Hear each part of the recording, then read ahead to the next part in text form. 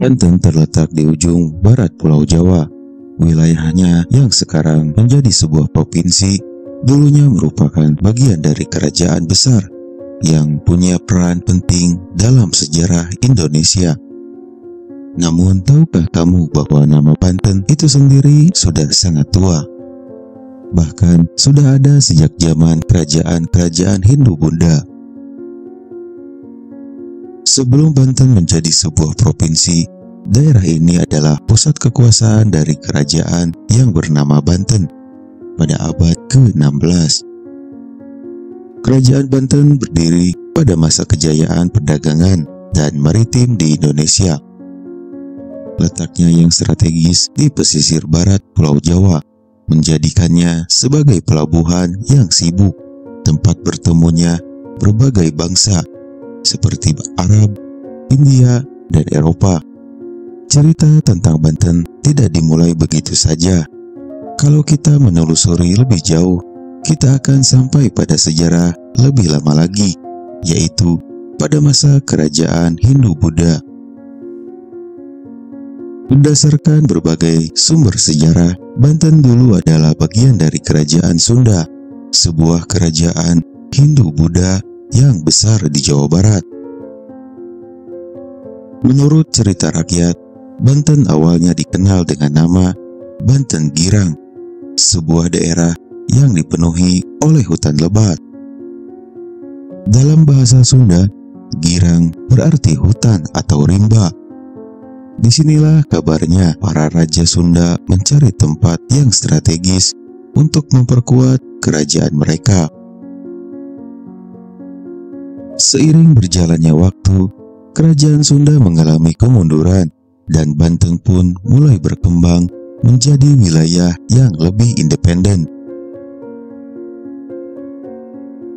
Banten juga punya cerita legenda yang sangat terkenal, yaitu legenda dari Sang Banten atau yang dikenal juga dengan nama Sang Hyang Banten. Sang Hyang Banten konon adalah tokoh yang memiliki kekuatan luar biasa yang dipercaya mampu mengubah alam sekitar dengan kekuatan gaibnya. Menurut cerita, Sang Hyang Banten adalah seorang pemuda sakti mandraguna yang datang dari langit. Ia konon datang ke bumi untuk menjaga keharmonisan alam dan masyarakat. Di tempat itulah masyarakat kemudian mengenal wilayah ini sebagai Banten, yang artinya adalah pemberian atau karunia dari Sang Hyang Banten. Seiring dengan berkembangnya zaman, kerajaan Banten semakin terkenal di dunia luar, khususnya karena perdagangan rempah-rempah yang sangat penting pada masa itu.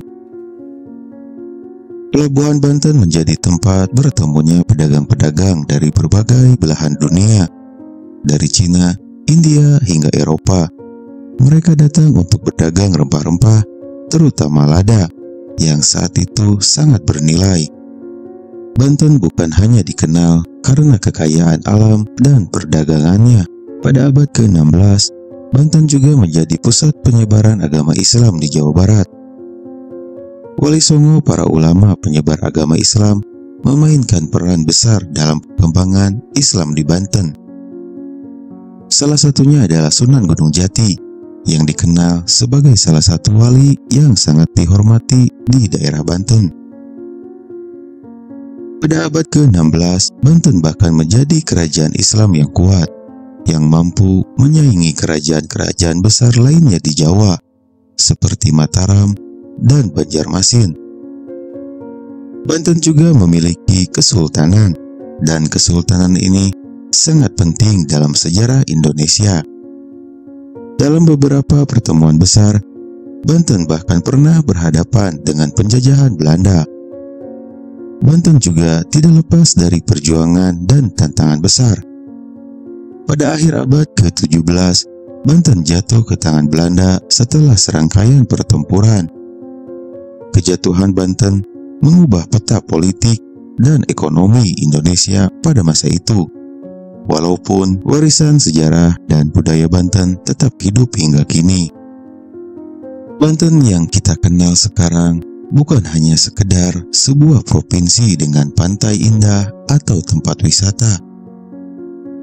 Banten adalah tanah yang syarat akan sejarah, legenda, dan kebudayaan yang sangat kaya. Dari kerajaan besar, perjuangan para wali, hingga pertempuran dengan penjajah, Banten telah melewati banyak perjalanan yang menarik. Dengan segala cerita dan sejarah yang mengitarinya, Banten tetap menjadi tempat yang penuh pesona dan misteri. Terima kasih sudah menyimak video ini. Jangan lupa untuk like, komen, dan subscribe jika kalian ingin lebih banyak cerita menarik lainnya. Sampai jumpa di video berikutnya.